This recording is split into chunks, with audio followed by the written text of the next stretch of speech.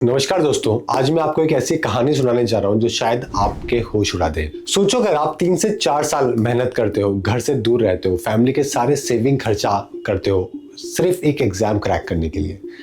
Exam का दिन आता है, सेंटर पहुंचते हैं और पता चलता है कि कंप्यूटर काम नहीं कर रहा है, सेंटर ही गलत एलोकेट हो गया है या फिर एग्जाम ही कैंसिल हो चुका है। ये सब कोई बॉलीवुड की कहानी नहीं है दोस्तों, ये आज के इंडिया की हार्श रियलिटी है। आज हम बात करेंगे इंडिया के एग्जामिनेशन सिस्टम के कंप्लीट ब्रेकडाउन की, पेपर लीक्स की डीप कॉन्स्पिरेसी और कैसे लाखों बच्चों के जिनके सपने इस करप्ट सिस्टम की वजह से टूट रहे हैं। इस वीडियो में आपको ये देखने को मिलेगा कि कैसे एसएससी 2025 का रिसेंट कंट्रोवर्सी, यूपीएससी रिजल्ट में क्या रहा सस्पिशियस, नीट 2025 का कंप्लीट पेपर लीक स्कैंडल और सबसे इंपॉर्टेंट, इस सिस्टम को कैसे ठीक किया जा सकता है। तो बने रहिएगा इस वीडियो के अंदर, क्योंकि जो हम लोग आज बात करने वाले हैं वो पूरे भारत के यूथ को पता चलनी चाहिए। अभी रिसेंटली हमने देखा कि दिल्ली में स्टूडेंट्स का काफी बड़ा प्रोटेस्ट रहा। इस वक्त ना भारत के लाखों स्टूडेंट्स और टीचर्स के मन में गुस्सा, फ्रस्ट्रेशन भरा हुआ है। हर जगह एक ही आवाज है, जस्टिस चाहिए। ये स्टूडेंट वीआईपी कोटा या प्रिविलेज की डिमांड नहीं कर रहे हैं, ये सिर्फ एक ऑनेस्ट, फेयर और ग्लिच फ्री सिस्टम की डिमांड कर रहे हैं। लेकिन जब भी बच्चे पीसफुल प्रोटेस्ट करते हैं तो पुलिस वाले उनको घसीट के लेके जाते हैं, बसों में भर लेते हैं, एडमिनिस्ट्रेटिव उनको चुप कराने के लिए लग जाता है। लेकिन मेजर सवाल ये है कि आखिर ये हुआ कैसे। प्रॉब्लम शुरू होती है एसएससी से। स्टाफ सिलेक्शन कमीशन जो CGL, CHSL, MTS, GD, constable जैसे एग्जाम कंडक्ट करते हैं, पहले इन एग्जाम्स का कॉन्ट्रैक्ट टीसीएस के पास था। थोड़ी बहुत दिक्कतें होती थी लेकिन सिस्टम ठीक ठाक चलता था। इस बार एसएससी ने, ऐसा बोला जाता है कि पैसे बचाने के चक्कर में, एक सस्ती और इनएक्सपीरियंस प्राइवेट कंपनी को कॉन्ट्रैक्ट दे दिया और उसके बाद सिस्टम पूरी तरीके से कोलैप्स हो गया। सबसे पहले मैच हुआ सेंटर एलोकेशन में। स्टूडेंट्स ने फॉर्म भरते वक्त 3 प्रेफर्ड सिटीज चूज करी थी, लेकिन उसे भेज दिया गया 500-600 किलोमीटर दूर और उसके स्टेट से दूसरे स्टेट में। बिहार के बच्चों को अंडमान, केरला के स्टूडेंट्स को हरियाणा और हिमाचल के स्टूडेंट्स को राजस्थान भेज दिया गया। जब स्टूडेंट इतनी मुश्किल से ट्रैवल करके 2-4 दिनों में, 5 दिनों में जस्ट से करके पहुंचा तो पता लगा वहां जाके कि एग्जाम ही कैंसिल हो गया, पूरा पेपर ही लीक हो चुका है। जहां एग्जाम जस्ट से हुआ भी, वहां की कंडीशन बहुत ही खराब थी। एग्जाम टेंट में हो रहे थे या किसी शादी हॉल के नीचे, ऊपर बैंड बज रहा था, नीचे स्टूडेंट कंप्यूटर से पेपर दे रहे थे, इलेक्ट्रिसिटी नहीं थी, वॉशरूम नहीं थे, पानी की सुविधा नहीं थी, कंप्यूटर फ्रीज हो रहे थे, माउस काम नहीं कर रहे थे, कीबोर्ड आउटडेटेड थे, सिक्योरिटी बहुत ही खराब थी, इन्विजिलेटर जो है वो वहां पे बहुत ही अनट्रेन्ड थे, ये स्टूडेंट के साथ बदतमीजी कर रहे थे, कई स्टूडेंट्स को फिजिकली अब्यूज कर रहे थे। पेपर के अंदर भी सीरियस इश्यूज थे, कई क्वेश्चन के ऑप्शन अनक्लियर थे, आंसर ही गलत थे। एसएससी ने उन्हें सिंपल क्वेश्चन पेपर से ही हटा दिया और किसी को कोई एक्स्ट्रा मार्क्स नहीं दिए। सोचिए, जिन स्टूडेंट ने उनके ऊपर टाइम स्पेंड किया था उनका रैंक पीछे चला गया। ये अनफेयर मेरिट है जिसकी वजह से आज डिजर्विंग कैंडिडेट जो है वो बहुत ज्यादा सफर कर रहे हैं। 2018 में जब हमने एसएससी प्रोटेस्ट सबसे पहले मैंने स्टार्ट किया था 2018 के टाइम पे, तब भी सेम इश्यूज देखने को मिलते थे।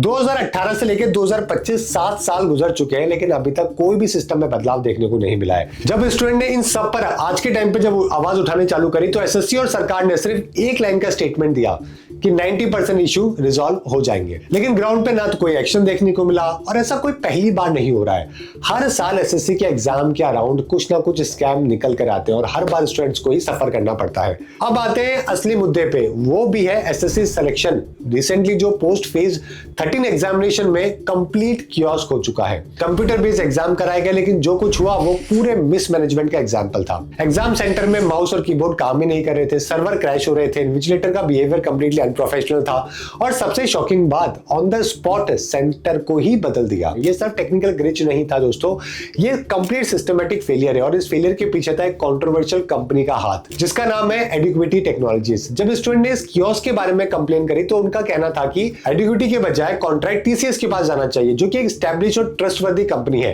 क्योंकि एडिक्विटी की जो हिस्ट्री है, जो परफॉर्मेंस है, उसके ऊपर पहले भी कई बार सवाल खड़े हो चुके हैं। लेकिन सवाल यह है कि इतने सालों से इस कंपनी को एक कॉन्ट्रैक्ट मिल कैसे रहा है, कौन सा ऐसा कनेक्ट है, कौन सी ऐसी टेक्नोलॉजी बना लिया, ऐसा क्या कर दिया है जो उसको बार बार जो है वो कॉन्ट्रैक्ट मिल जाता है। ये हमारे पूरे इंडियन सिस्टम, एजुकेशन सिस्टम पे सवाल है। न्यूज लॉन्ड्री की रिपोर्ट के मुताबिक इस कंपनी का नाम पिछले कई सालों से बहुत सारे पेपर लीक और चीटिंग केसेस में आया है। सबसे शॉकिंग बात यह है कि 2020 में central directorate general of training ने खुद इस कंपनी को इनएलिजिबल करार दिया था क्योंकि कंप्यूटर बेस्ड टेस्ट जो है वो कंडक्ट करवा रहे थे।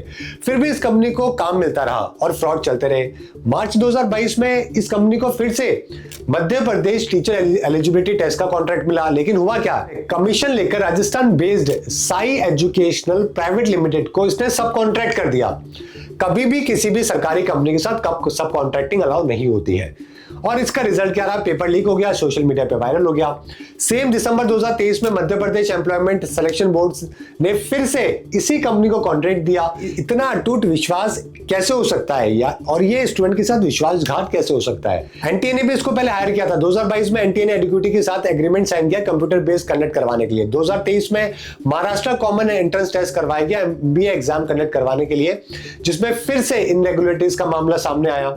इंडिया टुडे की रिपोर्ट के मुताबिक एक मेजर एग्जाम सेंटर के हेड ने फॉर्मल कंप्लेंट दर्ज की थी कि टीसीएस के ऑफिशियल्स और उनके स्टाफ के खिलाफ। एलिगेशन ये था कि उन्होंने प्रेशर डाला कि एग्जाम के दिन प्रॉब्लम क्रिएट करने के लिए, जिससे एडुकेटी का नाम और ये एग्जाम का नाम पूरी तरीके से खराब हो जाए, अफरा तफरी मच जाए। और सोचो इस लेवल की कॉर्पोरेट राइवलरी में स्टूडेंट्स का फ्यूचर कितना डिस्ट्रॉय हो रहा है। ये कौन से बिजनेस एथिक्स है।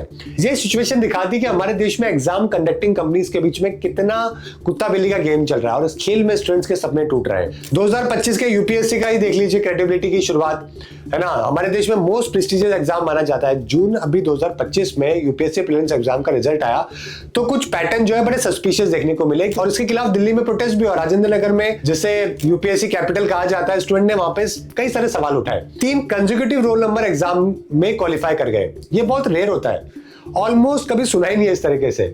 गुजरात के अंदर एकदम से रिकॉर्ड ब्रेकिंग क्वालिफिकेशन हो जाते हैं, 300 कैंडिडेट एक साथ क्वालिफाई कर जाते हैं।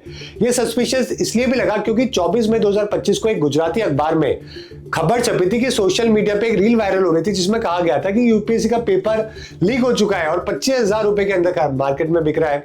हालांकि बाद में इसके ऊपर कुछ हुआ नहीं। अब ऐसी खबरों के बाद में जब पेपर में छप जाती है और स्टेट से हाईएस्ट नंबर ऑफ क्वालिफिकेशन के होते हैं तो सवाल तो कहीं ना कहीं उठता ही है। सवालों के एकदम क्लेरिफिकेशन जवाब नहीं आएंगे जब तक कुछ होगा नहीं। कुछ स्टूडेंट ने क्वेश्चन पेपर भी सवाल उठाए, वेग और एम्बिशियस सवाल है, ऐसे क्वेश्चन जिनका एक साथ जवाब हो सकता है। और जब एक स्टूडेंट ने आरटीआई द्वारा अपने marks cut off official answer की ओएमआर शीट की मांग करी तो उसे मना कर दिया गया। कमीशन ने अपने जवाब में कहा कि फाइनल रिजल्ट का डिक्लेरेशन अभी तक पूरा नहीं हुआ, इसलिए आपको इंफॉर्मेशन नहीं दी जाएगी। अब इन सारे एग्जाम में तो कह रहे चलता रहता है, लेकिन सारे मदर ऑफ ऑल एग्जाम या ऑल स्कैंडल जो देखने को मिले वो नीट के अंदर देखने को मिले थे।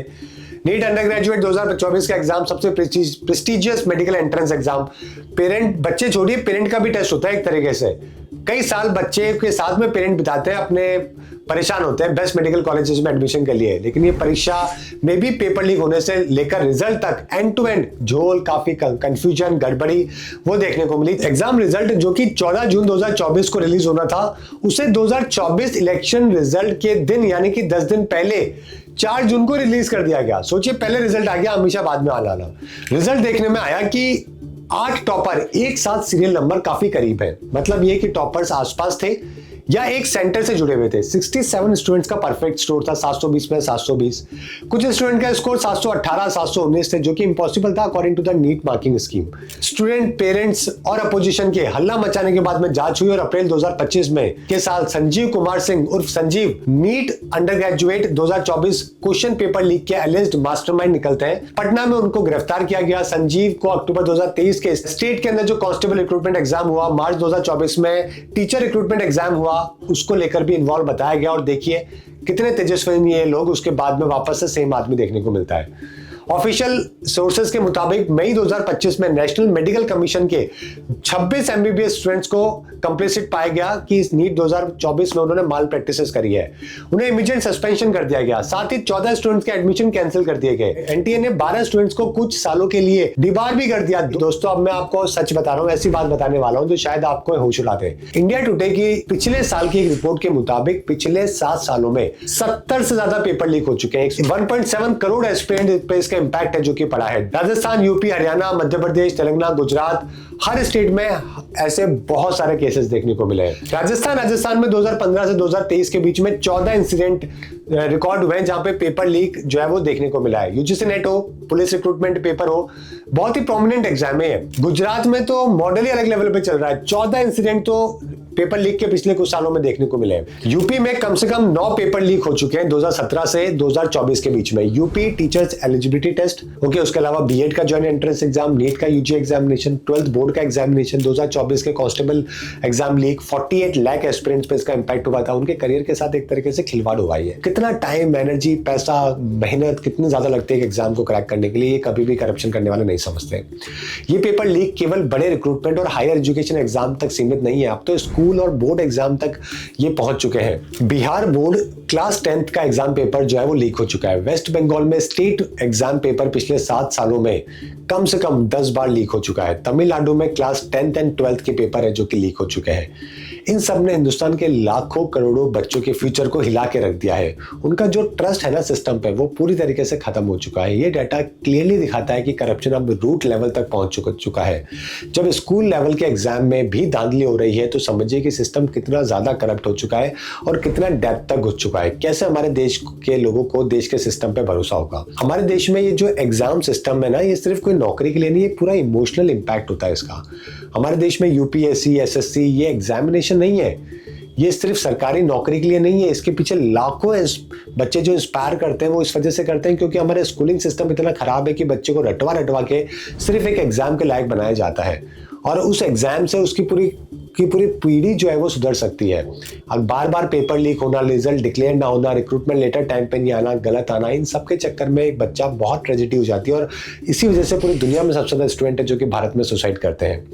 अब इसका सोल्यूशन क्या है? अब इसके सोल्यूशन की बात करें तो सबसे मोस्ट इंपॉर्टेंट है इमीडिएट एक्शन लेने की जरूरत है। सभी एग्जामिनेशन जैसे कि कोई भी कंपनी हो जो कि इसको करवा रही है, उनकी इन्वेस्टिगेशन होनी चाहिए। जो बेस्ट परफॉर्मिंग है, जो इंटीग्रिटी के साथ एग्जाम करवा सकते हैं, ट्रांसपेरेंसी के साथ, उन्हीं को टेंडर मिलना चाहिए। टेक्नोलॉजी अपग्रेड करनी चाहिए। दुनिया में टेक्नोलॉजी कहां तक पहुंच चुकी है और हम लोग अभी एक एग्जाम नहीं करवा पा रहे। एक कम से कम modern hack proof examination system जो रियल टाइम मॉनिटरिंग कर सके, बैकअप सिस्टम हो, मल्टीपल वेरिफिकेशन लेयर हो, इतना तो हो ही सकता है। अकाउंटेबिलिटी फ्रेमवर्क बनाना जरूरी है जिससे क्लियर हो कि रेस्पॉन्सिबिलिटी किसकी है। स्विफ्ट पनिशमेंट हो फेलियर के लिए, कंपनसेशन मैकेनिज्म हो, लॉन्ग टर्म रिफॉर्म में डिसेंट्रलाइज्ड एग्जामिनेशन सिस्टम होना चाहिए, स्टेट वाइज एग्जामिनेशन सिस्टम हो, लोकल मॉनिटरिंग हो, कम्युनिटी इन्वॉल्वमेंट हो, स्टूडेंट का रिप्रेजेंटेशन होना चाहिए एग्जामिनेशन करवाने के लिए, फीडबैक मैकेनिज्म हो, अगर प्रॉब्लम आ रही है तो हाथों हाथ रिजॉल्वमेंट हो, ट्रांसपेरेंट कम्युनिकेशन सिस्टम हो। सोचिए एक बच्चा अपना एग्जाम भी जो देता है ना उसके लिए भी पैसे पे करता है एग्जाम करवाने के लिए, इसीलिए पे करता है ताकि ट्रांसपेरेंट हो। स्ट्रिक्ट पेनल्टीज लगाने चाहिए उनके ऊपर जो पेपर लीक कर सके, उनको जेल होनी चाहिए 7 से 10 साल की। फास्ट ट्रैक कोर्स बनाने चाहिए इन सबके फ्रॉड के लिए, तब जाके ये सिस्टम है जो कि इंप्रूव हो पाएगा। ये सिस्टम तब तक लाठी बरसाती रहेगी जब तक स्टूडेंट एक दूसरे के लिए अपनी आवाज नहीं उठाएंगे, देश के नागरिक एक दूसरे का दर्द नहीं समझेंगे। जहां स्टूडेंट से भी एक रिक्वेस्ट है कि जितने भी, जैसे कि आप सभी को मालूम ही है, मेरे को भी बहुत बच्चों ने रिक्वेस्ट करी इस वीडियो के लिए, इस बातों के लिए, उसी तरीके से चाहे कोई गेमिंग वाले हो, कॉमेडी वाले हो, फैमिली कंटेंट क्रिएटर्स हो, सबसे आप रिक्वेस्ट करो, सबसे कंटेंट बनाओ। एक छोटी सी आवाज भी जो है वो बहुत लोगों तक पहुंचती है। ये पावर स्ट्रक्चर पे सवाल उठाना जो है ये हमारा काम है। हम जरूर कहेंगे, क्वेश्चन करेंगे, लेकिन हमें भी ये मालूम है कि अगर ये सिस्टम इस तरीके से नहीं बदला तो किसी का भला इस देश में नहीं होने वाला है। देश के लाखों युवा जो है वो परेशान है और ये हमेशा पॉलिटिशियन हो या फिर इस तरीके का ब्यूरोक्रेटिक प्रॉब्लम हो या फिर इस तरह के करप्शन, वो जिंदगी भर चलते रहेंगे। हर एक स्टूडेंट को अपने लिए आवाज उठानी बहुत जरूरी है और जब दूसरे एग्जाम के इश्यूज होते हैं ना उसके लिए भी आवाज उठानी उतनी ही जरूरी है, क्योंकि घुमा फिरा के हर एक स्टूडेंट जो है यहाँ पे परेशान हो रहा है। ये एग्जाम्पल मैं आपको पहले भी करंट अफेयर की क्लासेस में कई बार दे चुका हूं कि जब बस्ती में घर चलता है तो ये तुम्हारा हमारा नहीं होता है, सबके साथ होता है और सबके नुकसान होता है। आप चाहे आज हिंदू, मुस्लिम, सिख, ईसाई कुछ भी कर लीजिए, लेकिन घुमा फिरा के हर एक परिवार में एक बच्चा है जो कि आज कहीं ना कहीं जो है वो एग्जाम दे रहा है और हर एक बच्चे के सेम इश्यूज है। अगर हम लोग इंटीग्रिटी, यूनिटी को रखकर सेम हमारे देश के रियल इश्यूज के ऊपर बात करेंगे, मुद्दे की बात करेंगे, तो शायद इस देश में तरक्की हो जाए। क्योंकि देखोगे सब अपना अपना देखकर चल रहे हैं। जब तक हमारा घर चल रहा है तब तक हम दूसरे वालों के बारे में कोई सवाल नहीं उठाएंगे, ना ही लोग उठाते हैं। और अगर इस विशियस सर्कल को हमने खत्म नहीं किया, मी, आई, माई सेल्फ, तो फिर सवाल उठाने के लिए कोई किसी के लिए नहीं रह जाएगा और सरकार अपनी मनमर्जी करती रहेगी। आपको हर एक स्टूडेंट के लिए आवाज उठाना सीखना होगा। तो एक फाइनल रिक्वेस्ट है, अपने मुद्दे छोड़े नहीं, अपने मुद्दों के साथ चलें, दूसरों के मुद्दे भी पकड़ें, देश के मुद्दे भी पकड़ें, क्वेश्चन एवरीथिंग, क्योंकि nobody will question for you. अगर आप यूनाइटेड रहे, अगर आपकी आवाज एक रहेगी, तभी सिस्टम में कोई चेंज है जो कि लेके आ सकते हैं, वरना तब तक ये सिस्टम है जो कि ऐसे ही डिवाइड करता रहेगा, एक्सप्लॉइट करता रहेगा। हिस्ट्री बताती है कि एक चेंज हमेशा यूथ से ही आया है। आज जरूरत है एक स्ट्रॉन्ग यूनाइटेड वॉइस की। अगर आपकी साइलेंस उनकी स्ट्रेंथ है, आपकी यूनिटी उनकी वीकनेस है और आपकी आवाज उनका डर है। तो आज से ही कमिटमेंट करिए, अपने इश्यूज के साथ साथ देश के इश्यूज भी उठाएंगे, एक दूसरे को सपोर्ट करेंगे। सिस्टम को अकाउंटेबल बनाना बहुत जरूरी है, क्योंकि सपने तोड़ना क्राइम है लेकिन सपने बचाना हमारी जिम्मेदारी है। इस वीडियो को शेयर जरूर करिएगा, अवेयरनेस फैलाइएगा और सबसे इंपॉर्टेंट है एक्शन लीजिए। आप इस वीडियो को टैग करिए सोशल मीडिया पे, सो दैट और भी बच्चों को ये इन्फॉर्मेशन मिल सके और भी बच्चे एक दूसरे का सपोर्ट है जो कि कर सके। मिलते हैं अगले वीडियो में। Thank you everyone.